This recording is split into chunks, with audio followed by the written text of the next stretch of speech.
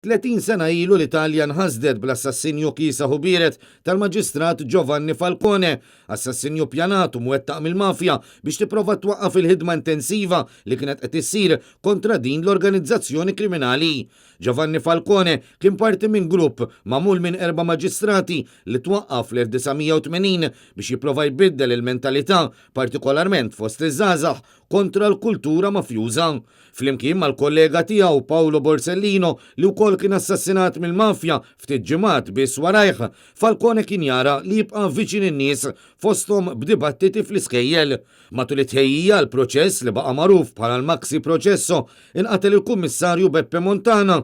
Għaldaqstant minħabba li Falcone u Borsellino kienu f'periklu kbir u ma ttieħdu fil-gżira ta' Asinara biex ikunu jistgħu jikkonkludu l-aħħar atti qabel il-proċess.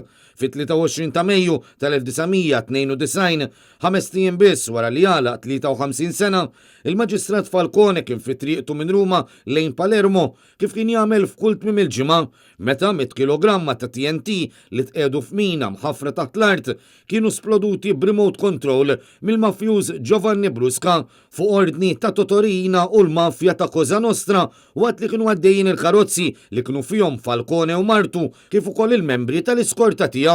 Mal-wasla fl-ajruport ta' Punta Raisi ftit wara l-5:30 ta' wara nofsinhar u sab jistennew 3 karozzi bulletproof. Kif niżel mill-ajruplan u mar biex isuq waħda minn dawn il-karozzi, akkumpanjat minn Martu Francesca Morvillo. Tiegħu kienet qed tinsaq bejn iż-żewġ karozzi tal-iskorta u ma saqu mingħajr daqta sireni iżda xi ħadd tinforma lil qattiela li Falcone kien telaq mill-ajruport. Mal-esplużjoni Falcone ma mitx fil-post iżda madwar sija wara fl-isptar minħabba emoraġiji interni. U kien ilu jservi bħala maġistrat għal 28 sena mill-1964 qabel ma kien trasferit lejn Palermo fl-1978 biex jaħdem fl-uffiċċju istruzzjoni. Taħt it-tmexxija ta' Rocco Chinnici kien ingħaqad ukoll Paolo Borsellino li ħadem ma' Falcone fuq madwar 500 proċess li kienu għadhom blura. Dan kollu wassal biex sentejn biss wara kienu arrestati l-ewwel 6 mafjużi.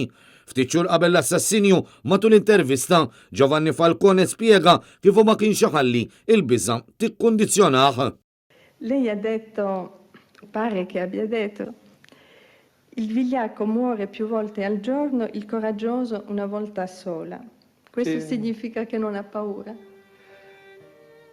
L'importante non è stabilire se uno ha paura o meno, è saper convivere con la propria paura, non farsi condizionare dalla stessa. Ecco, il coraggio è questo, altrimenti non è più coraggio, è incoscienza.